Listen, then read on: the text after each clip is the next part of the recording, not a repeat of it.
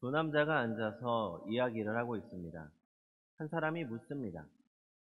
무엇 때문에 그렇게 열심히 하십니까? 나이도 적지 않은데 왜 그렇게 애를 쓰십니까? 좀 살살하세요. 쉬어가면서 좀 하세요. 상대방이 대답합니다. 제 처지가 쉬면서 할 상황이 아니죠. 이 나이까지 이룬 게 없어요. 지금까지 도대체 제대로 한 게 없단 말입니다. 그러니 어떻게 쉬면서 하겠습니까? 끝까지 달려야지. 성도님들, 이런 이야기는 어떤 분위기에 어울린다고 생각하십니까? 이야기의 내용을 보면 포장마차에서 한잔하면서 한숨과 함께 신세 타령하는 사람들처럼 보입니다. 얼굴에 그늘이 덮이고 눈에는 눈물이 흐를 것 같습니다. 그런데 놀랍게도 이런 말을 하고 있는 사람은 다름이 아니라 바울 사도입니다. 바울 사도는 본문에서 자신이 별로 이룬 것도 없고 얻은 것도 아니라고 합니다. 12절을 보십시오. 12절 같이 읽어보겠습니다. 시작. 내가 이미 얻었다 함도 아니요 온전히 이루었다 함도 아니라 오직 내가 그리스도 예수께 잡힌 바 된 그것을 잡으려고 달려가노라. 자, 그러면 이 고백을 할 때 바울의 나이가 얼마 정도 되었을까요? 기록이 부족하기 때문에 정확하게 알 수는 없지만 한 56세에서 58세 정도쯤 되었을 겁니다. 왜냐하면 일단 바울이 태어난 시점을 대략 그 후 한 5년경으로 짐작을 하고 있습니다. 그 후 스데반 집사님이 순교하실 때가 32년경으로 보이기 때문에 그때 바울은 아마 한 27세쯤 되었을 겁니다. 그러다가 그 자신이 다메섹 도상에서 예수님을 만나 변화된 것은 대략 34년경, 즉 29세쯤으로 보입니다. 그리고 빌립보서를 기록할 때 감옥에 있었는데 이때가 61년에서 63년경이기 때문에 한 56세에서 58세쯤 되었을 거라고 추정하는 거죠. 본문은 56세에서 58세쯤 되는 바울이 아직 얻지도 못했고 온전히 이루지도 못했다라고 말씀하고 있는 겁니다. 이 나이라면 당시로서는 적은 나이가 아닙니다. 그런데 그는 아직 쉴 때가 아니라고 생각하고 있는 거죠. 아직 이루지 못한 게 많아서 쉴 틈이 없습니다.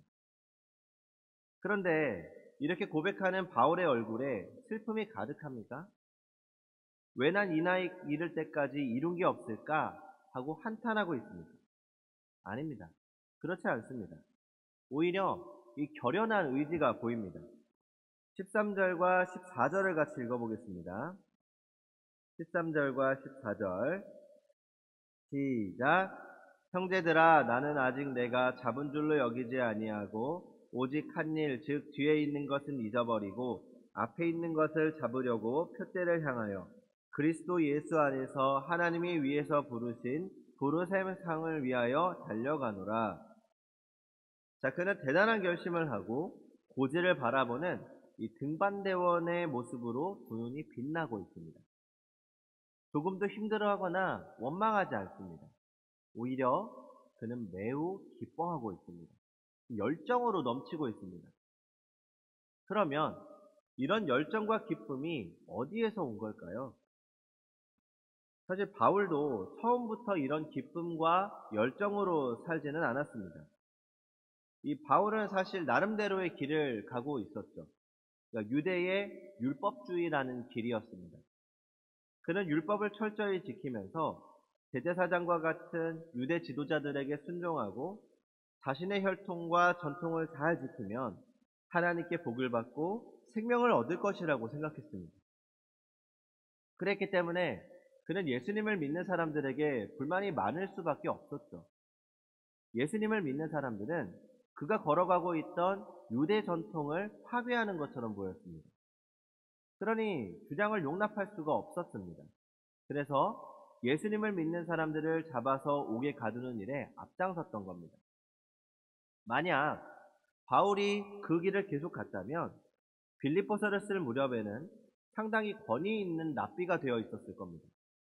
어쩌면 스승 가말리엘의 후계자가 되었고 유대 사회에서도 높은 자리에 앉아 있는 이 지도층 인사가 되었을 겁니다. 그러나 심각한 문제가 있었죠. 그가 길인 줄 알고 달려가던 길은 잘못된 길이었습니다. 그렇게 가면 유대 사회에서는 성공할 수 있었을지 모르지만 하나님의 은혜와 구원의 세계에는 도착할 수가 없었을 겁니다. 그 길로 계속 가면 갈수록 목적지가 가까워지는 것이 아니라 오히려 어딘지도 모를 골짜기에서 계속 방황하는 것과 같았습니다. 영적인 갈급함이 있던 바울은 본능적으로 느끼기 시작했던 것 같습니다. 분명히 확신으로 시작했던 길이었는데 어느 순간부터 자신이 걷고 있는 길에 대한 의문이 생겼습니다. 스데반이 돌에 맞아 죽던 순간을 보면서 그 의문은 더욱 커졌을 겁니다. 그래도 그는 관성에 따라 자신이 걷던 길을 걸어가고 있었습니다. 하지만 그 길에는 더 이상 기쁨이 없었죠. 그러던 어느 날 바울에게 놀라운 일이 일어났습니다. 바울이 다메섹에 있는 그리스도인들을 잡으러 가던 날이었습니다. 하루 중 가장 햇볕이 뜨겁던 정오쯤에 그는 엄청난 빛 앞에 서게 되었습니다. 그 빛은 햇빛보다 더 밝았습니다. 예수님의 빛이었죠. 그는 그 자리에 엎드러졌고 앞을 볼 수 없었습니다. 그때 음성이 들렸습니다. 사울아, 사울아, 어찌하여 네가 나를 핍박하느냐? 바울은 두려움에 떨며 물었습니다. 주여, 누구십니까? 나는 내가 핍박하는 예수라. 그 예수님은 바울에게 할 일을 말씀하셨습니다. 바울은 다메섹에 가서 머물게 되었고 아나니아 집사의 기도를 통해 다시 앞을 보게 되었습니다. 그리고 자신이 유대인들 뿐 아니라 이방 사람들에게 천국 복음을 전할 사람으로 선택되었다는 것을 알게 됐죠. 그때부터 바울은 전에 맛보지 못했던 평화와 기쁨이 마음에 넘쳐 흘렀습니다. 그것도 너무 강렬해서 억제할 수가 없었습니다. 그는 당장 다메섹 길거리에서 예수 그리스도야말로 우리를 구원하시는 구원자, 메시아라고 외쳤습니다. 성도 여러분, 바울이 새롭게 발견한 길은 예수님이었습니다. 우리 10절과 11절을 같이 한번 읽어보겠습니다. 10절과 11절 시작. 내가 그리스도와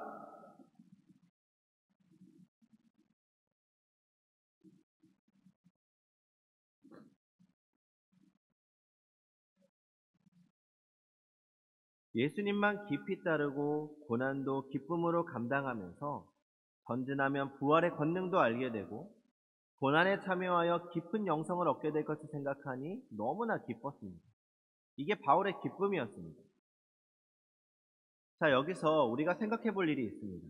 그것은 감사란 어느 시점에서 하는 것인가 하는 문제입니다.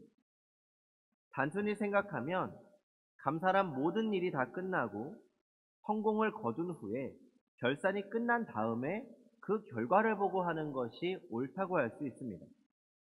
농부는 추수를 끝낸 후에 감사하고 운동선수는 경기가 끝나 메달을 목에 건 후에 감사하고 학생은 입시에 합격한 후에 감사하는 것이 마땅하다고 생각하게 됩니다.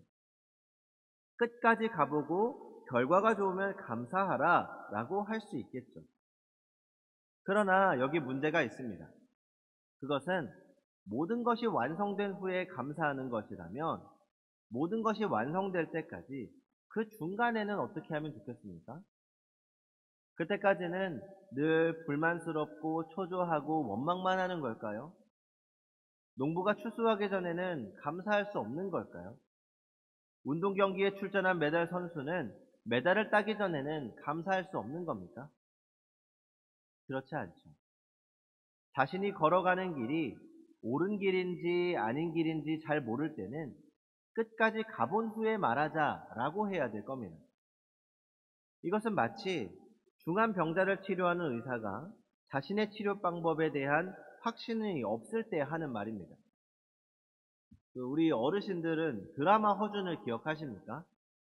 이 어렸을 때 너무 재밌게 봐서 이 아직도 생생한 장면들이 남아 있습니다. 이 허준을 보면 한 왕자가 등창이 나서 심하게 앓습니다. 피부 속까지 고름이 차고 열이 펄펄 납니다. 그대로 두면 죽을 상황입니다. 허준은 온갖 방법으로 고름을 짜내려고 하지만 너무 깊어서 어떻게 할 수가 없었습니다. 그때 왕이 물어봅니다. 차도가 있는가? 허준은 아직 두고 봐야 합니다. 이렇게 말할 수밖에 없습니다. 그러다가 오래된 책에서 거머리를 이용한 치료법을 발견하게 됩니다. 거머리를 상처에 붙여서 거머리로 하여금 이 피고름을 빨아내게 하는 거죠. 그가 거머리를 사용했을 때 왕자의 어머니를 비롯한 모든 사람이 기겁합니다. 그러나 며칠 후에 확실히 상태가 좋아졌습니다. 그때 사람들이 묻습니다. 차도가 있소? 그때 허준은 당당하게 말하죠. 네, 곧 나으실 겁니다. 그의 마음은 기쁨으로 가득합니다. 무엇 때문입니까? 확실한 치료법을 발견했기 때문입니다. 아직 환자가 완쾌된 것은 아니지만, 아직 치료하는 중간 과정이지만 확실한 길을 찾았기 때문에 미리 기뻐하고 감사할 수 있습니다. 바울의 마음이 그와 같습니다. 비록 베드로나 요한처럼 일찍부터 예수님의 제자가 되지는 못했지만 상관없었습니다. 이제 바른 길을 찾았으니 그 길로 계속 가기만 하면 하나님을 잘 섬기고 구원의 세계에 이르게 되는 겁니다. 이런 마음으로 바울은 얻었다 함도 아니요 이루었다 함도 아니라고 하면서 표대를 향해 계속 달려간다고 고백하게 된 것입니다. 아직 목적지에 이르지 못했지만 지금 가는 도중이지만 이미 그의 마음은 확신으로 가득했고 기쁨과 감사로 충만했습니다. 옳은 길을 찾으면 당당해집니다. 불안이 사라집니다. 그 길로만 걸으면 안전한 곳에 이를 것을 알기 때문입니다. 그 전에는 순간순간이 불안했지만 이제는 주변 경치를 즐기면서 느리지만 행복하게 걸어갈 수 있습니다. 아직 도착하지 않아서 다리도 아프고 배도 고프지만 바른 길을 걷는 감사로 콧노래가 흘러나옵니다. 그러므로 예수 그리스도를 따라 걷는 성도는 걸어가면서 찬송합니다. 날마다 감사합니다.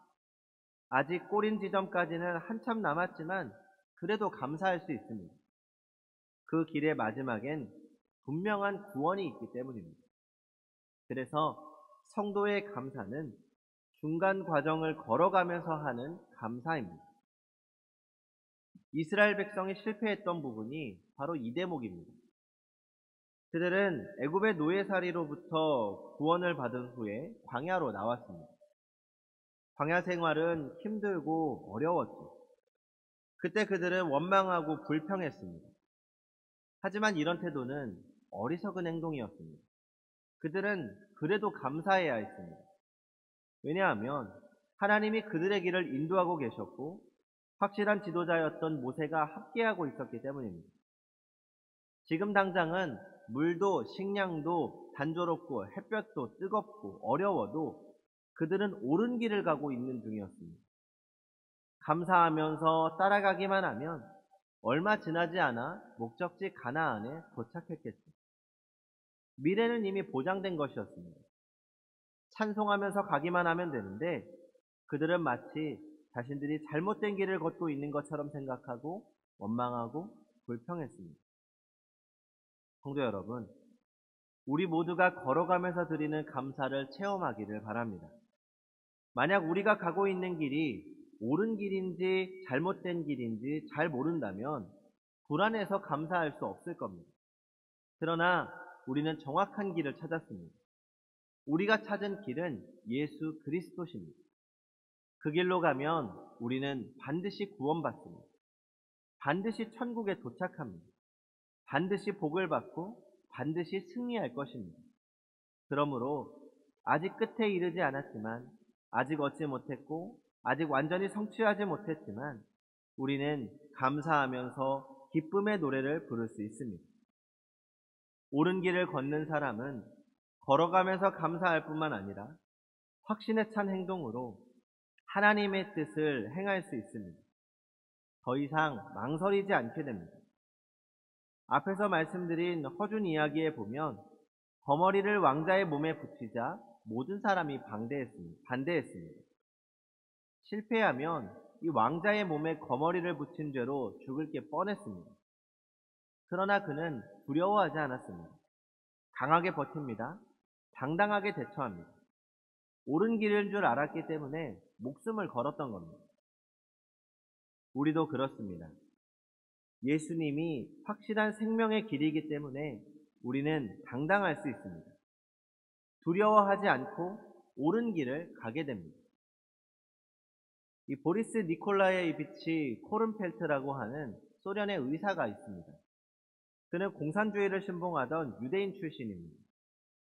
그가 무슨 죄를 지었는지 에키바스투스에 있는 수용소에 갇히게 됩니다. 이 언제 죽을지 모르는 두려움에 떨고 있다가 한 수감자를 통해서 예수님을 영접하게 되죠. 그때부터 코른펠트의 인생이 달라지게 됩니다. 더 이상 두렵지 않았습니다. 그는 기뻤고 수용소의 열악함에도 불구하고 감사했습니다. 예수님을 따라 믿음의 길을 가면 구원받을 것이 확실했기 때문입니다. 그는 그때부터 소신 있게 행동합니다. 이 본래 간수들은 이 수감자를 코른펠트 의사에게 데리고 와서 중병이라고 진단할 것을 요구했습니다. 그러면 독방에 가두거나 때려서 죽여도 책임이 없기 때문이었죠. 예수님을 만나기 전까지 이 코른펠트는 시키는 대로 다 사인해 왔습니다. 그러나 예수님을 만나고 나서 그는 중병 진단을 내리길 거부합니다. 당연히 간수들에게 미움받기 시작했죠. 더구나 그는 간수 중 한 사람이 이 수감자들의 식량을 가로채고 있다고 고발했습니다. 그로 인해 간수는 며칠 동안 벌을 받았습니다. 그 간수가 풀려나면 이 코른펠트에게 화가 닥칠 게 뻔했습니다. 그러나 그는 두려워하지 않았습니다. 그 며칠 동안 말할 수 없는 자유를 맛보았다고 합니다. 비로소 내가 옳은 길을 따라 살고 있다는 기쁨을 경험했습니다. 이전에는 전혀 맛볼 수 없는 것이었죠. 어느 흐린 오후 그는 대장암 수술을 받은 젊은 환자를 앞에 놓고 예수님 이야기를 전합니다. 자신이 어떻게 예수님을 찾았는지 말해 주었습니다.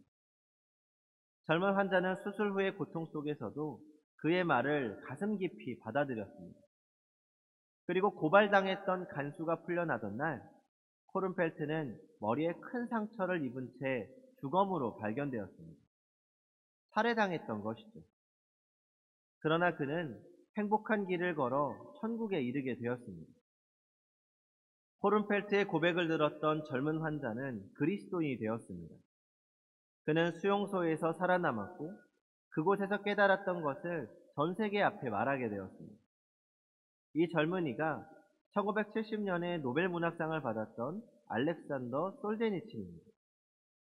이 솔제니친의 작품을 통해서 많은 그리스도인들이 용기를 얻었고 예수님을 모르던 이들로 하여금 예수님께 돌아오는 일이 넘쳐났습니다. 한 그리스도인의 확신에 찬 삶이 맺은 아름다운 열매입니다. 성도 여러분, 옳은 길을 걸어가며 감사하십시오. 나중에 가보지 않아도 우리가 승리할 것을 우리는 이미 알고 있습니다. 그러므로 그때 가서 감사하겠다고 말하지 말고 지금부터 목적지를 향해 걸어가며 매일 감사하고 매일 찬송하시기 바랍니다. 천국 백성으로서 확신을 가지고 당당하게 믿음의 선택을 하며 살아가십시오. 우리의 앞을 인도하시는 하나님의 은총이 우리와 함께 하기를 기원합니다. 기도하겠습니다.